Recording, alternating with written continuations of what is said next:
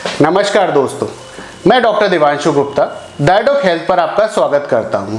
डायडॉक health पर हम आपको सही मेडिकल एजुकेशन देने के लिए प्रतिबद्ध हैं।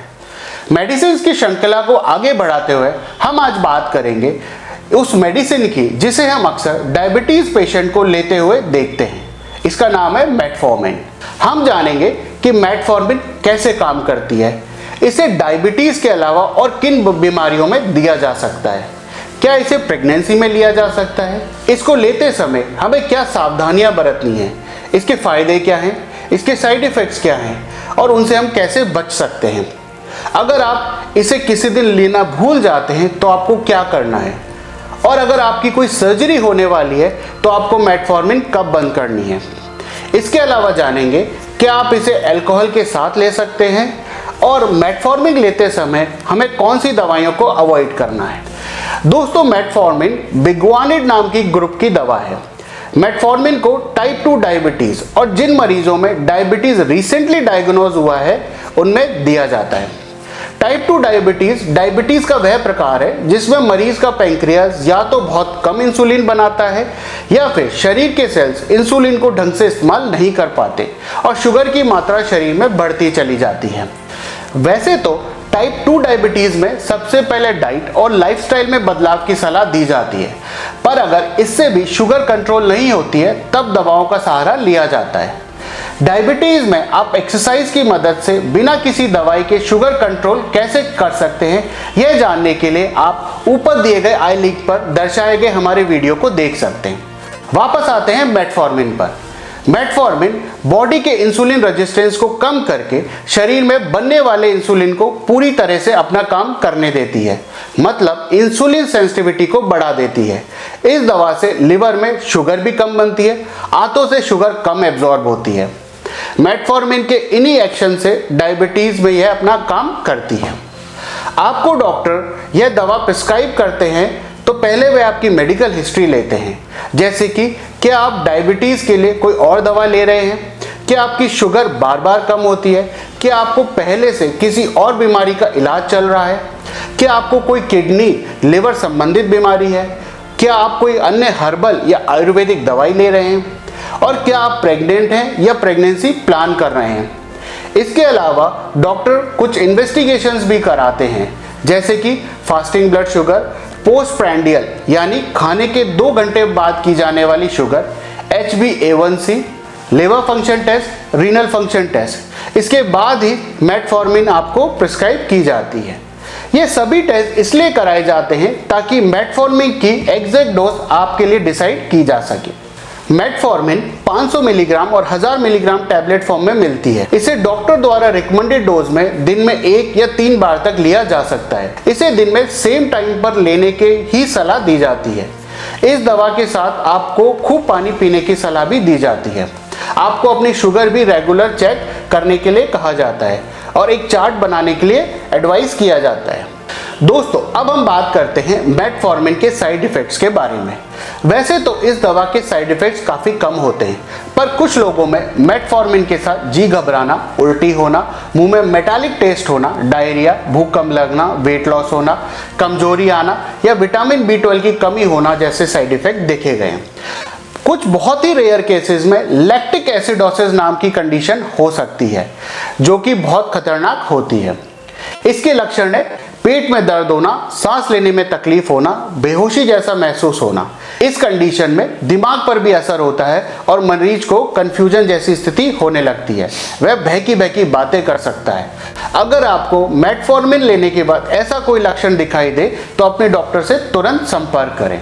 लैक्टिक एसिडोसिस का खतरा उन लोगों में ज़्यादा रहता है जिन्हें पहले से कोई लिवर या किडनी संबंधित बीमारी हो, या जो लोग डिहाइड्रेटेड होते हैं, या जिन्हें हाल में हार्ट अटैक हुआ है, या जो लोग अल्कोहल का सेवन ज़्यादा करते हैं।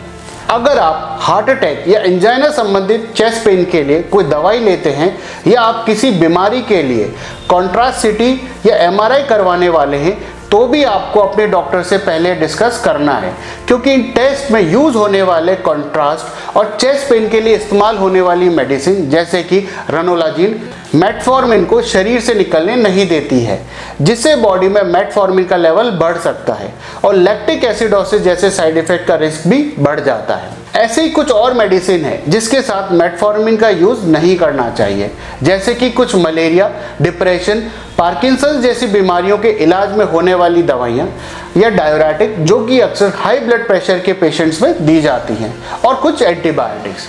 इसलिए अगर आप पहले से ऐसी कोई मेडिसिन ले रहे हैं या किसी बीमारी के लिए दूसरे डॉक्टर ने आपको अभी कोई नई मेडिसिन रिकमेंड की है, तो अपने दोनों डॉक्टर से ज़रूर डिस्कस करें कि क्या ये मेडिसिन मेटफॉर्मिन के साथ ली जा सकती है या नहीं।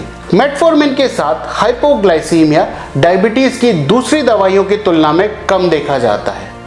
दोस्तों, जब शुगर लेवल नॉर्मल लेवल से भी कम हो जाती है तब हम उस कंडीशन को हाइपोग्लाइसीमिया कहते हैं।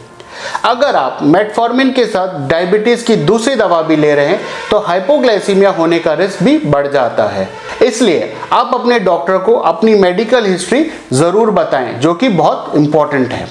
आपके डॉक्टर आपकी दवाओं का डोज आपकी बीमारी और शुगर लेवल के अनुसार एडजस्ट कर देते हैं और उससे हाइपोग्लाइसीमिया होने का रिस्क भी कम हो जाता है। दोस्तों, अब बात करते हैं हाइपोग्लाइसीमिया की। आपको कैसे पता चलेगा कि आपको हाइपोग्लाइसीमिया का इवेंट हुआ है और आपको इससे बचने के लिए और इसके इलाज के लिए क्या करना है।